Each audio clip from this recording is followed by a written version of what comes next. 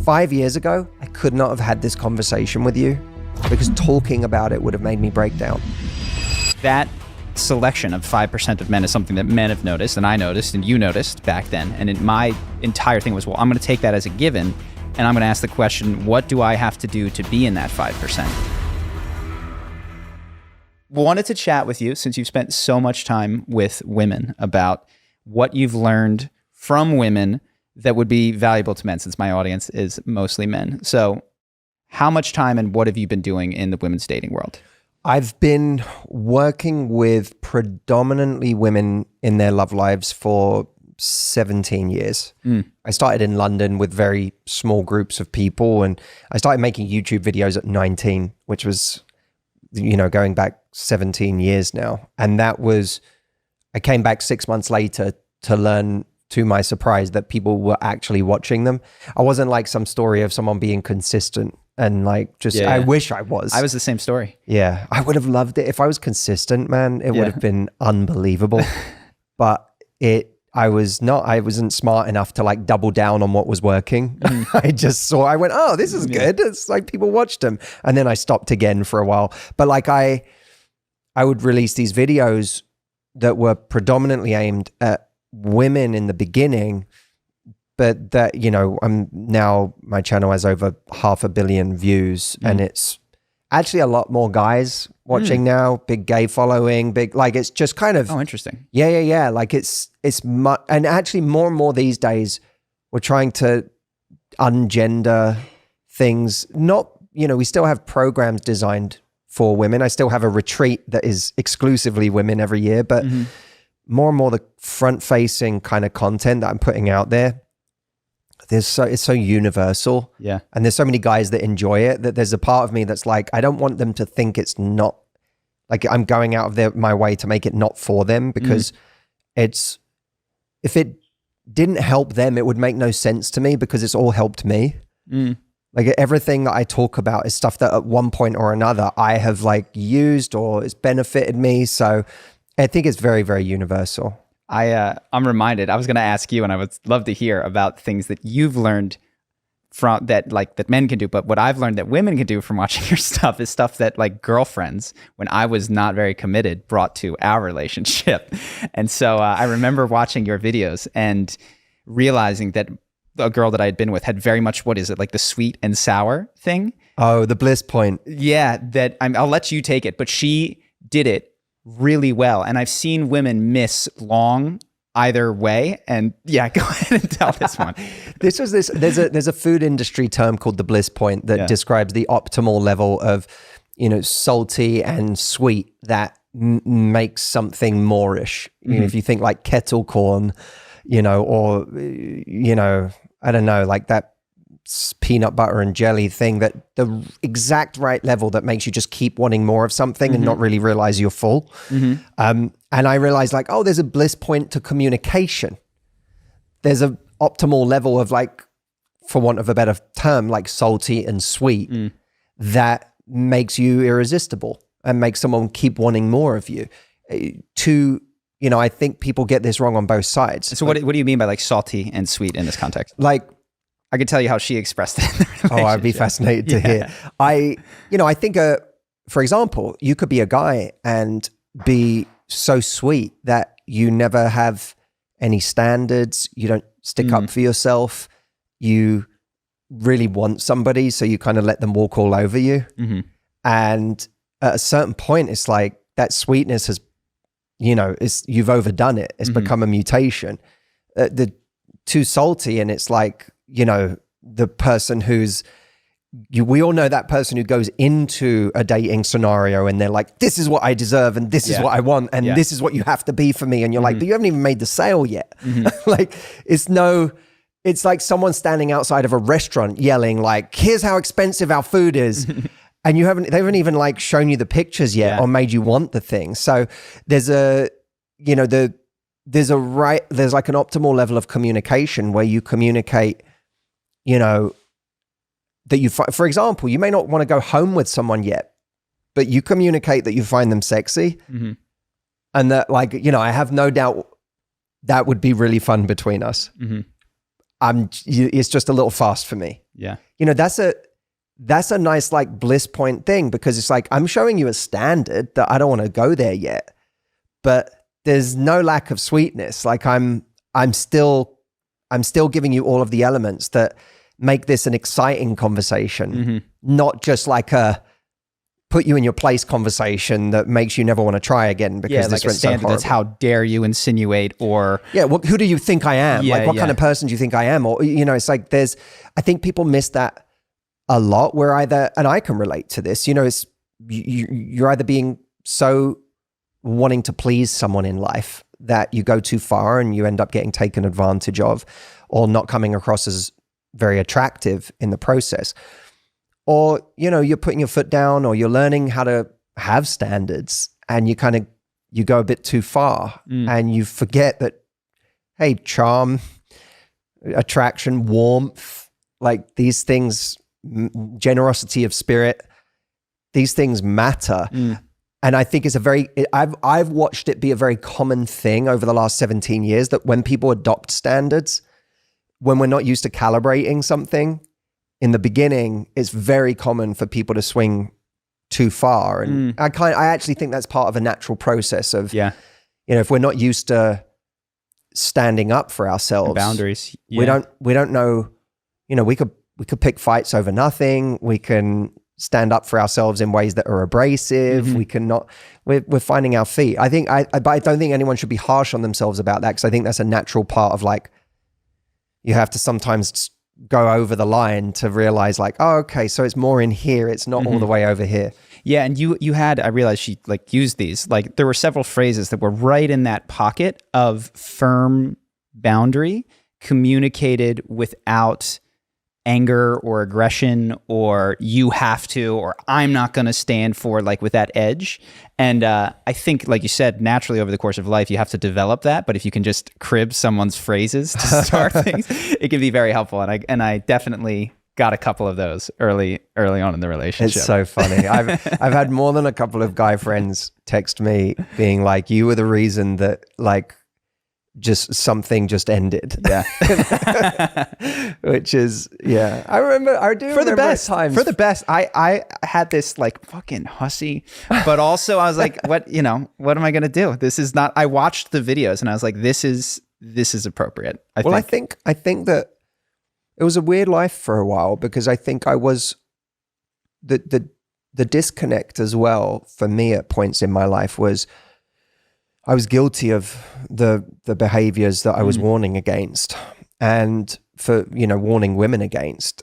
And, you know, I went through long periods of my love life where I really didn't know how to make myself happy.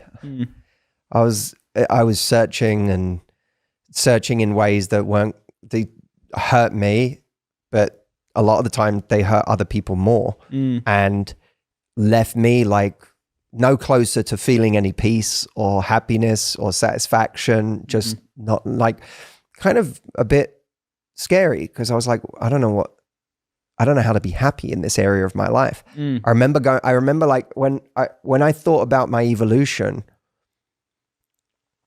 I never related to, when people were like, are you in a relationship? I always heard that question as being, I always didn't like it. Partly because some of those times that I was asked, I wasn't in a relationship, but partly I didn't like the insinuation that was like the barometer of whether I really knew what I was talking about. But that was also because I was in a time in my life where I didn't necessarily see that as any kind of barometer for my success. I you know, when I first started out, my big thing that I got known for was helping women create opportunities in their love life. Yeah.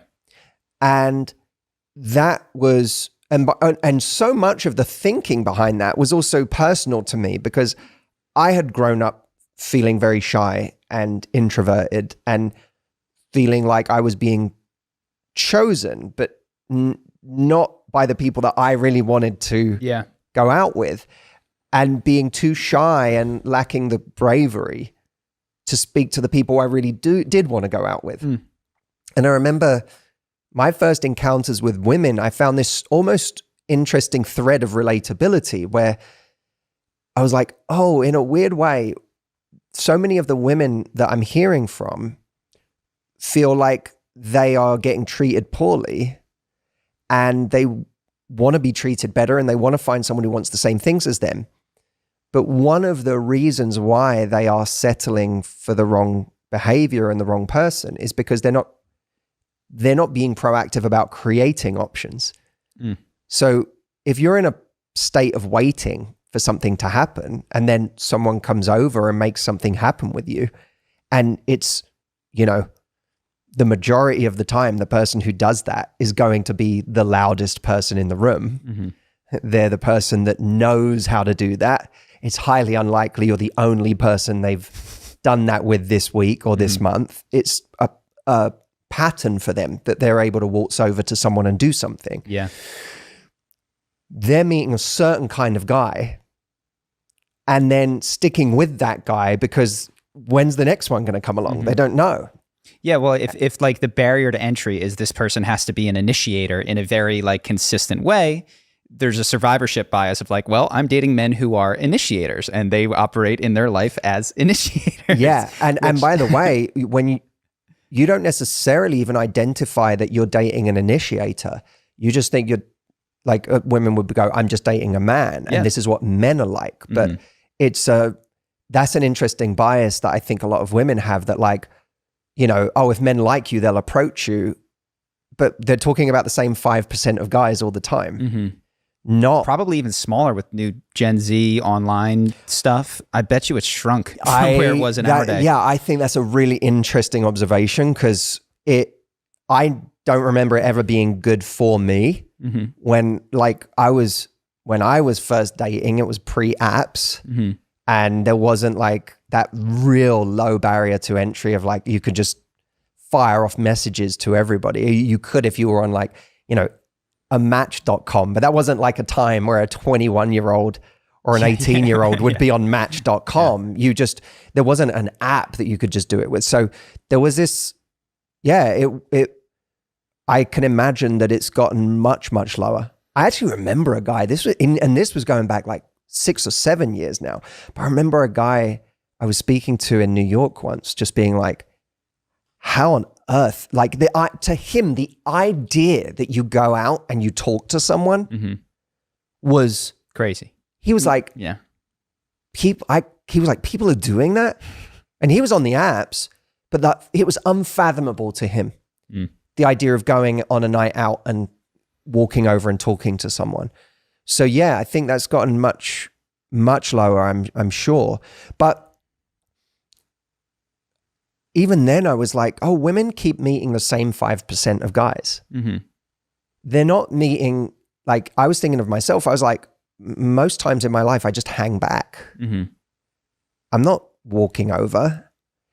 And so I'm not the one that so many people are meeting. And that was my experience of so many of my friends and people I knew. And I couldn't relate to being the carefree guy who just ran over to people and started talking to them. Like that wasn't me at all. So I had to learn for myself that bravery to overcome that deep, what was for me a deep fear of rejection.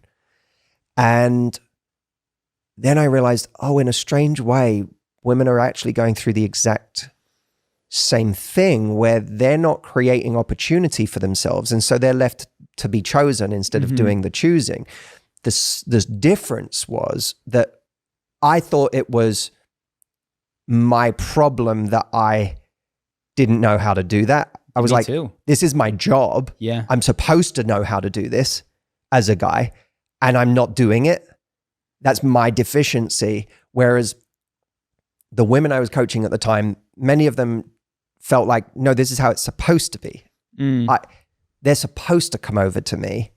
I'm supposed to then, you know, like I'm not supposed to be taking charge. If I did, it would be desperate. It would look wrong. It would be, you know, a sign that I'm not being a woman. I'm not being feminine. So like there was almost, when I first started with women, there was an extra barrier to get over in helping them realize there were ways that they could do that without feeling like they'd given up any sense of whatever femininity they wanted to hold on to. Yeah, it seems like that selection of 5% of men is something that men have noticed, and I noticed, and you noticed back then. And my entire thing was, well, I'm going to take that as a given, and I'm going to ask the question, what do I have to do to be in that 5%? Which is, I'm going to have to confront my fear of rejection. I'm going to have to get used to going up and talking to women. So I'm curious. I mean, it's almost like you are doing helpful work for men in teaching women to create opportunity and expand it from maybe 5% of men to like, okay, now there's some women that are going out there and creating invitation opportunities. Exactly. Now, instead of, for the men who don't want to wait on you to touch every woman in the world, metaphorically speaking, what advice, if any, do we have? It seems fundamentally important that you do accept that at some level, that's where our culture, and we've been conditioned to a degree, and perhaps there's a biological aspect of it as well, that men do find ways to join that initiating cohort. But I'm curious if you have any other thoughts on that. I think, look, what is hard about initiating is that it often goes wrong, that it can be painful when it goes wrong. Mm-hmm. People can give you strange reactions, and they can give you, extremely cold reactions. And, I always remember, because I was, at the time when I was helping women, I was also coming out of having worked with guys for a couple of years. And so I was well aware of what happens when guys try to initiate, not just for me, but for other guys too. And it can be rough, and it can make you feel like, even if you've got things going, this was the weird thing, is like, you can have things going on in your life. You know that you're a good person. You know that you have a normal, regular life. And then for a moment, you feel like you just knocked on a stranger's door in the middle of nowhere and tried to sell them an ironing board. Get them out. And they're like, what the fuck are you doing here? Get out of here. Yeah. And it's like, but wait, no, I have a life. And I'm like, I'm all right. Yeah, I'm not usually this awkward. Yeah, exactly. And it's like my most awkward moment probably this month. Exactly. And I think we get disproportionately kind of penalized for our awkwardness in what is an inherently difficult situation, that we're not going over to someone and asking for the time. It's much easier not to be awkward when you're asking for the time. Yeah.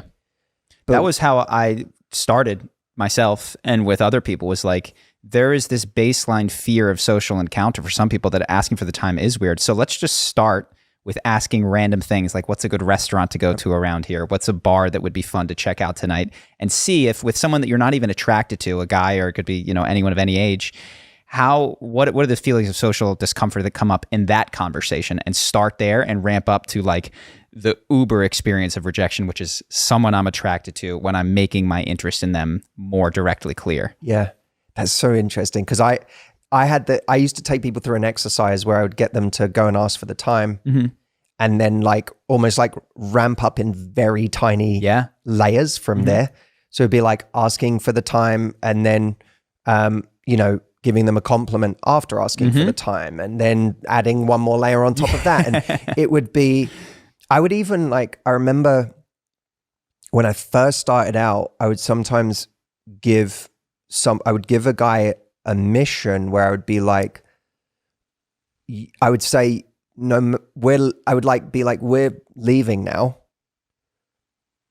So you have to do one more thing, but you're not allowed to get this person's number. It's not allowed to go anywhere. I just want you to pay a very authentic compliment to this person.